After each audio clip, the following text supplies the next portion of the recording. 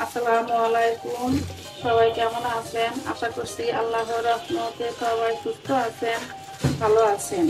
আলহামদুলিল্লাহ, আমরাও ভালো আছি। আরেকটি নতুন ভিডিও দেখার জন্য আপনাদের সবাইকে আমন্ত্রণ জানাচ্ছি। আশা করছি পুরোটা ভিডিও জুড়ে আমার সাথেই থাকবেন। কালকে আমার বড় ভাইয়ের সাথে ফোনে কথা বলছিলাম। এই বড় ভাই বললো আজকে আমার বাসায় আসবে। সেই বড় ভাইয়ের জন্য কি কি আয়োজন করি, রান্না বান্না করি, সেগুলো একটু আপনাদের সাথে শেয়ার করব।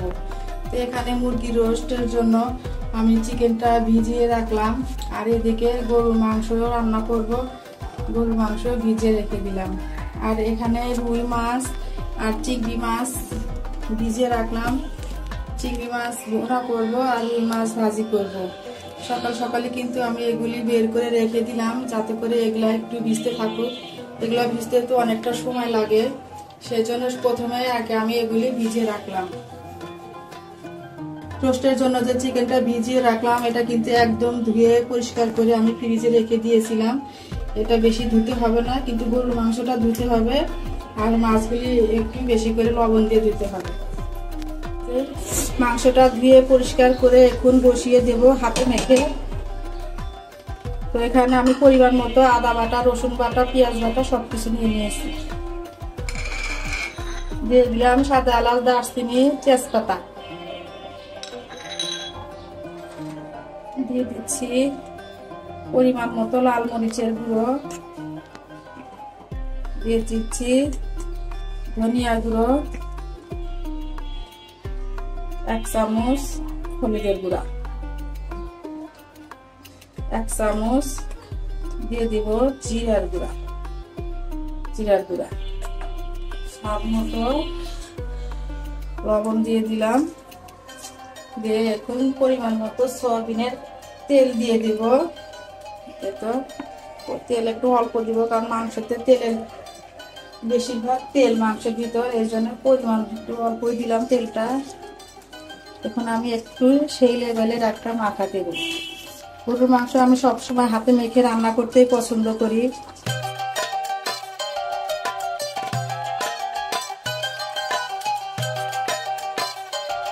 গরুর মাংসটা সেই রকম টেস্ট হয় হাতে মেখে রান্না করলে, আর দেখতেও অনেক ভালো লাগে কালারটা।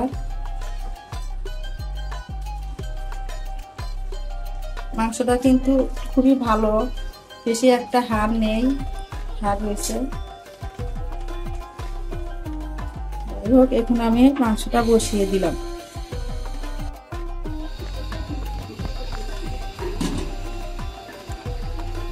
মাংসটা কষানো হয়ে গিয়েছে, রান্না হয়ে গিয়েছে। মাংসটা কিন্তু কষাতে কষাতে আমি রান্না করে ফেলেছি। মাংসের মধ্যে কোনো পানি ব্যবহার করিনি। মাংসতে আমি ঝোল রাখবো না, একদম কষানো রাখবো, সেই জন্য আমি পানি ব্যবহার করিনি। মাংসটা কিন্তু দেখতে মাশাআল্লাহ খুব ভালো হয়েছে। মাংস নামিয়ে এখন আমি চিংড়ি মাছটা ভুনা করে নেব। এখন আমি মাংসটা নামিয়ে ফেলবো। এখানে চিংড়ি মাছ রান্না করার জন্য চুলায় ফ্রাই প্যানে তেল গরম হয়ে গিয়েছে। তেল দিয়ে দিয়েছি পরিমাণ মতো, একটু মরিচের গুঁড়া দিয়ে দিলাম। আর মাছটা, চিংড়ি মাছটা একটু ভেজে নেব।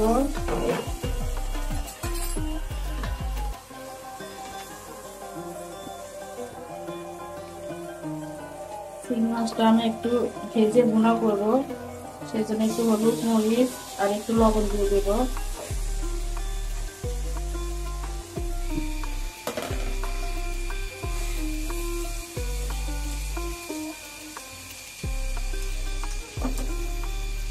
লবণ দিয়ে দিলাম।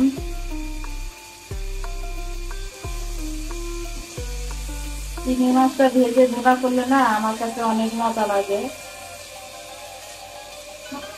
বেশি ভাজবো না, বেশি ভাজলে আবার শক্ত হয়ে যাবে চিংড়ি মাছ। শুধু একটু এপাশ ওপাশ নেড়ে চিংড়ি মাছটা ভেজে নেবে। একটু হালকা ভাবে নেড়ে দিচ্ছি, কারণ চিংড়ি মাছটা একটু ভেঙে যাওয়ার ভয় আছে।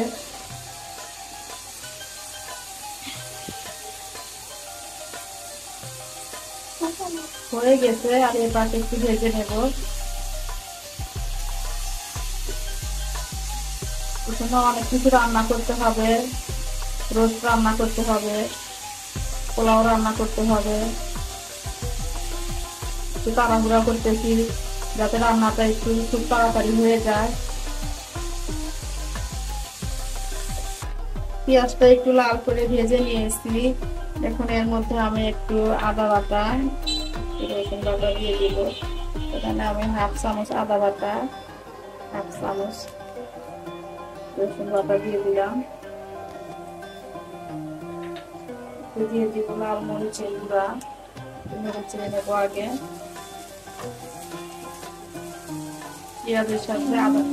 পেঁয়াজের সাথে আদা রসুন বাটাটা ভালো করে একটু নেড়ে চেড়ে দিলাম, ভেজে নিলাম আর কি। এখন দিয়ে দিচ্ছি 1 চামচ লাল মরিচের গুঁড়া, হাফ চামচ এখানে হলুদের গুঁড়া দিলাম, দিয়ে দিলাম হাফ চামচ ধনিয়ার গুঁড়া, আর দিয়ে দিলাম হাফ চামচ জিরার গুঁড়া, দিয়ে দিলাম হাফ চামচ জিরার গুঁড়া। একটু ভালো করে নেড়ে চেড়ে মিশিয়ে নেব।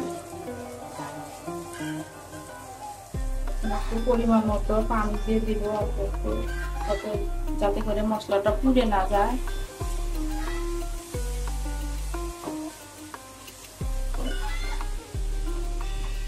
এখন একটু পরিমাণ মতো লবণ দিয়ে দিব, পরিমাণ মতো লবণ দিয়ে দিলাম।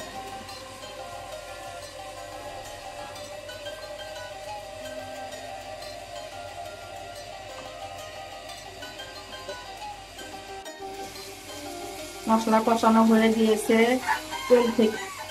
তেল থেকে মশলাটা উপরে উঠে গিয়েছে। এখন আমি মাছটা দিয়ে দিব।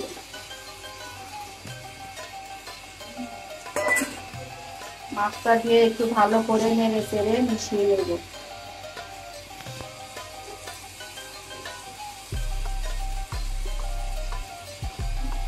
এখন একটু পরিমাণ মতো ঝোলের পানি দিয়ে দিব।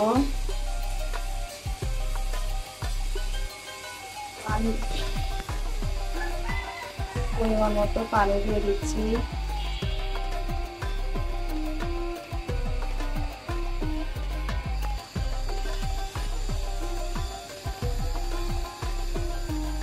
এখন বলক আসা পর্যন্ত অপেক্ষা করি। বলক চলে আসলে একটু কাঁচামরিচ দিয়ে দিব নামানোর আগে। চিংড়ি মাছটা ঝোল প্রায় শুকিয়ে এসেছে, এখন নামিয়ে ফেলবো। এখন একটু আমি 4-5টা কাঁচামরিচ দিয়ে দিব, যাতে করে একটা সুন্দর ঘ্রাণ ছড়ায়।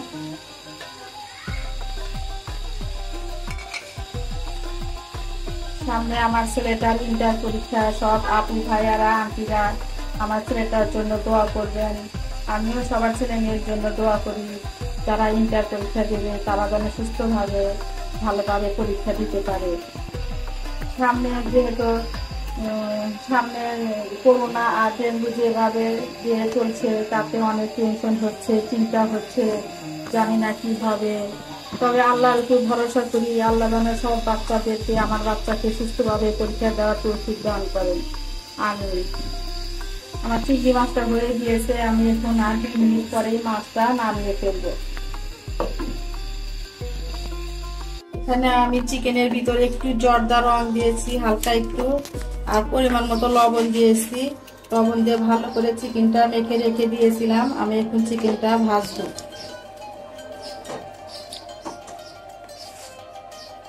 চিকেনটা আমি এখন তেলের ভিতর দিয়ে দিচ্ছি।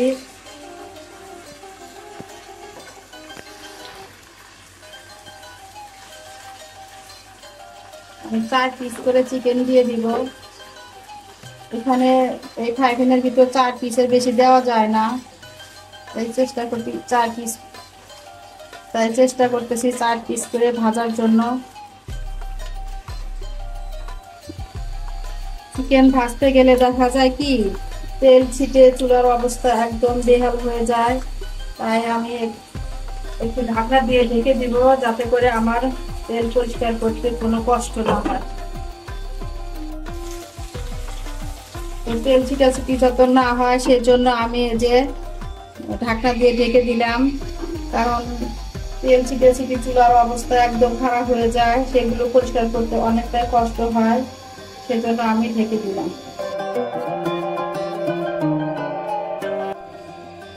তো রোস্টগুলো ভেজে এখন আমি এই যে ডিমগুলো ভেজে নেব। সেজন্য একটা ফ্রাই প্যানে তেল গরম করে তেলের মধ্যে একটু হলুদ দিয়েছি আর একটু লবণ দিয়েছি।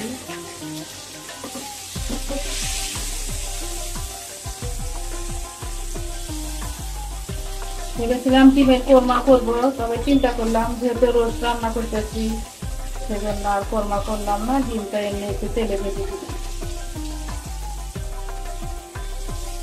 ডিমটা একটু লাল লাল করে ভেজে নেব।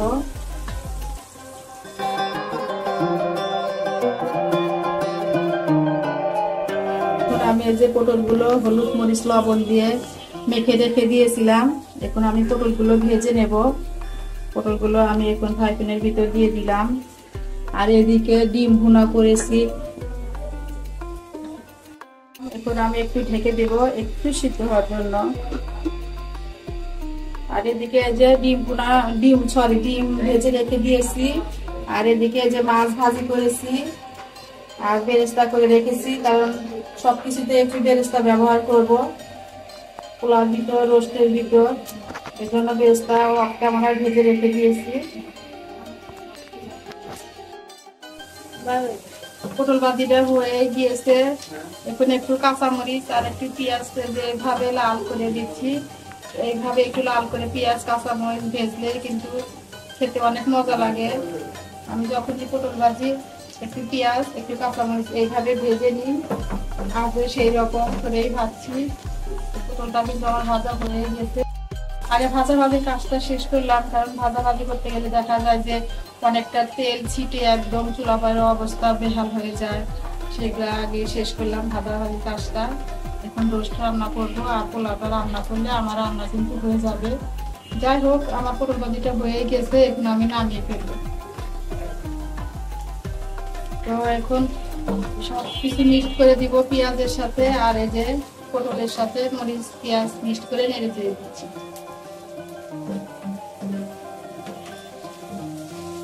আমি পটল ভাজিটা নামিয়ে ফেলবো।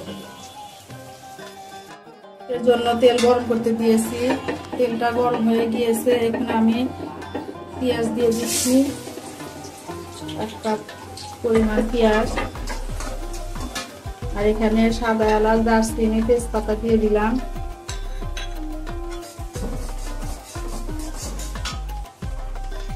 আর এদিকে এই যে পটল ভাজি করে রেখে দিয়েছি, আর এখানে আমি এই যে রোস্টের জন্য গুঁড়া দুধ দিয়ে গরম পানি দিয়ে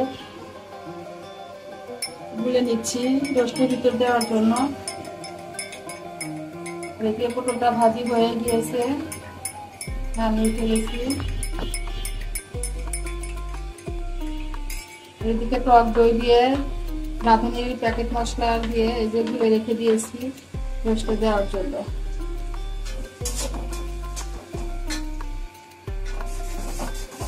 পেঁয়াজটা একটু লাল লাল করে ভেজে নেব।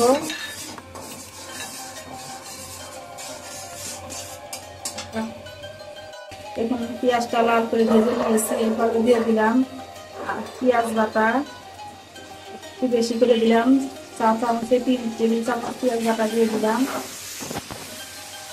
দিয়ে দিব আমি 1 চা চামচ আদা বাটা, দিয়ে মশলার সাথে ভালো করে নেড়ে চেড়ে পেঁয়াজটা আমি ভালো করে ভেজে নেব তেলের সাথে, যাতে করে কাঁচা গন্ধটা না থাকে।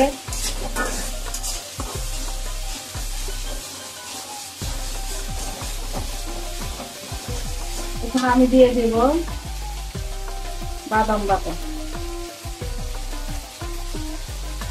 1 টেবিল চামচ বাদাম বাটা দিয়ে দিলাম। দিয়ে আবারও ভালো করে নেড়ে চেড়ে নেব, তেলের সাথে মিশিয়ে নেব।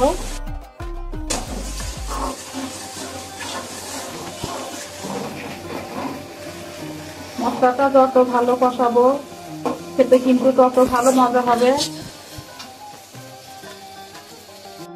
একটু ভালো করে আবার নেড়ে ছেড়ে নেব।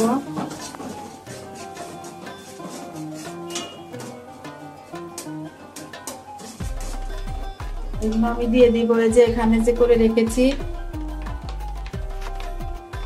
টক দই দিয়ে, আর এই যে রাঁধুনি প্যাকেট মশলা দিয়ে এইভাবে গুলে রেখে দিয়েছি, এটা এখন আমি দিয়ে দিব।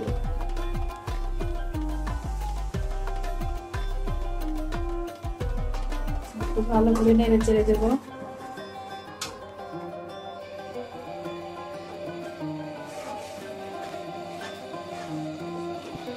মশলাটা ভালোভাবে নেড়ে চেড়ে কষিয়ে নিয়েছি, তেলটা উপরে চলে এসছে। এখন আমি এই যে টক দই ধোয়া বাটিটা দিয়ে একটু পানি দিয়ে দিলাম।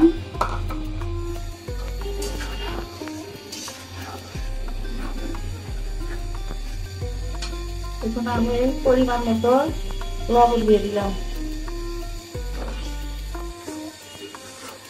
মশলাটা আর একটু ভালো করে কষাবো।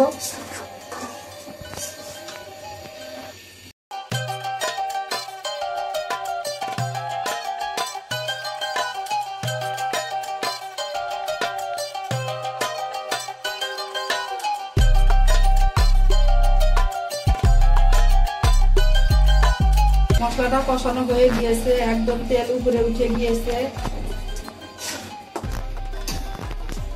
এখন আমি চিকেন গুলো একে একে দিয়ে দেব। চিকেন গুলো দিয়ে এখন ভালো করে নেড়ে চেড়ে দেব। এখন আমি একটু ঢেকে দেব।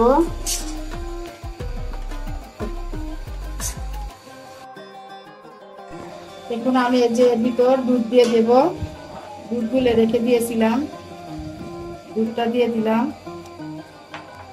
দুধটা দিয়ে আবারও ভালো করে একটু মিশিয়ে নেব।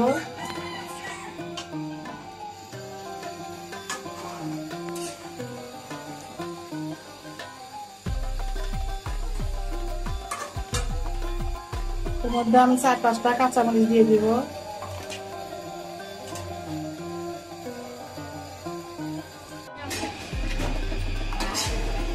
রোস্টটা হয়ে গিয়েছে, এখন আমি একটু ঘি দিয়ে দেব আর একটু বেরেস্তা দিয়ে দেব। এখানে আমি কিছুটা বেরেস্তা রোস্টের মধ্যে দিয়ে দিচ্ছি। আবার মাছে এখন আমি কিছুটা বেরেস্তা এই যে দিয়ে দিলাম, আর এখানে একটু ঘি দিয়ে দিব 1 চামচ।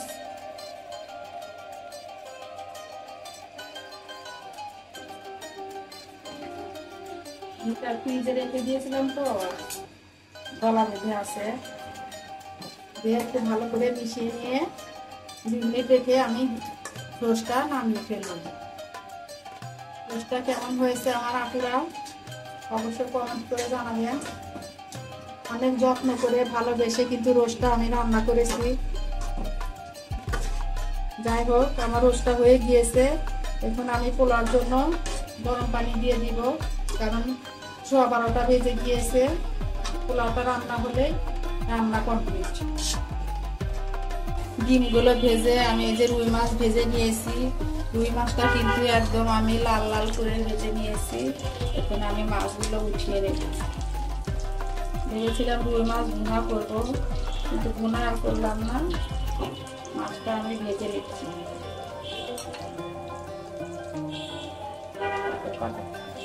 তেল দিয়েছি পরিমাণ মতো, তেল গরম হয়ে গেছে। এখন আমি 1 টেবিল চামচ ঘি দিয়ে দিলাম, আর এখানে সাদা এলাচ, তেজপাতা, দারচিনি দিয়ে দিলাম। নেড়ে ছেড়ে দেব। 1 মিনিট ভেজে নেব, 1 মিনিট ভেজে নেব একটু সুগন্ধি বের হওয়ার জন্য। এখন আমি চাউলটা দিয়ে দেব।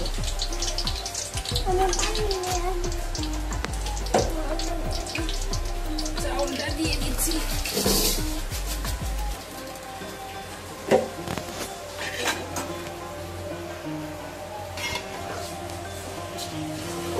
এখন আমি চাউলটা ভালো করে নেড়ে চেড়ে নেব তেলের সাথে।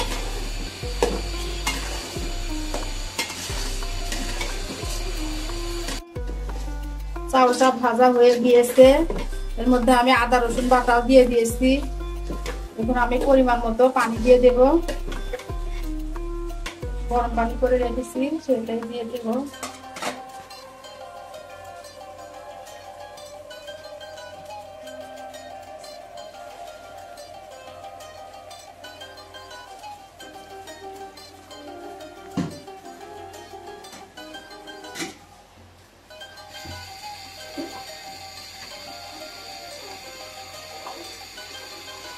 তো পরিমাণ মতো পানি দিয়ে দিয়েছি, এখন আমি একটু লবণ দিয়ে দেবো, পরিমাণ মতো লবণ দিয়ে দিলাম। এখন দিয়ে দেবো এখানে কি কি আছে, একটু কাঁচামরিচ দিয়ে দিব, কয়টা কাঁচামরিচ দিয়ে দিলাম, একটু কিশমিশ দিয়ে দিলাম,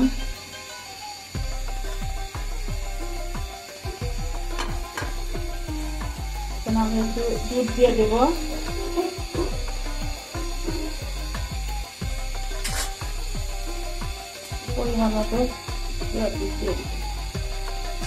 পরিমাণ মতো গুঁড়া দুধ দিয়ে দিলাম।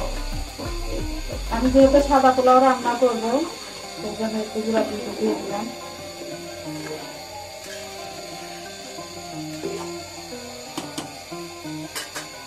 এখন পানিটা শুকানো পর্যন্ত অপেক্ষা করব। পোলাও রান্নাটা শেষ, একটু আপনাদেরকে দেখিয়ে দিলাম। এদিকে আমার ভাইয়া চলে এসেছে, এখন সবাই মিলে একসাথে খাওয়া দাওয়া করব। আমার পোলাওটা দেখতে কেমন হয়েছে আপনারা অবশ্যই কমেন্ট করবেন। ফাইনালি আমাদের রান্না বান্না কমপ্লিট, খাবার দাবারে যে পরিবেশন করে নিয়েছি, এখন সবাই খাবে। তো একটু দেখিয়ে দিচ্ছি ফাইনালি কি কি রান্না বান্না করেছি সেগুলি একটু দেখিয়ে দিলাম। বড় ভাই আসবে, সেজন্য বড় ভাই কি খেতে পারে বা কি খেতে পছন্দ করে সেজন্য একটু তার মন মতো করে সবকিছু করেছি যাতে একটু খেয়ে তৃপ্তি পায়। আপনারা যারা আমার ভিডিওটি দেখছেন প্লিজ আমার ভিডিওতে একটি লাইক করে দেবেন। আপনাদের একটা লাইক আমার ভিডিওটি অনেকের কাছে পৌঁছে দিতে সাহায্য করবে। আর যদি বেশি ভালো লেগে থাকে তাহলে আমার চ্যানেলটি সাবস্ক্রাইব করে দিবেন। সাবস্ক্রাইব করে পাশে থাকার বেল বাটনের অল অপশনটি প্রেস করে দিবেন, যাতে করে আমি কোনো ভিডিও ছাড়ার সাথে সাথে আপনার কাছে নোটিফিকেশন চলে যায়। আর যারা অলরেডি এই কাজটি করে দিয়েছেন আপনাদের সবাইকে জানাই অসংখ্য অসংখ্য ধন্যবাদ।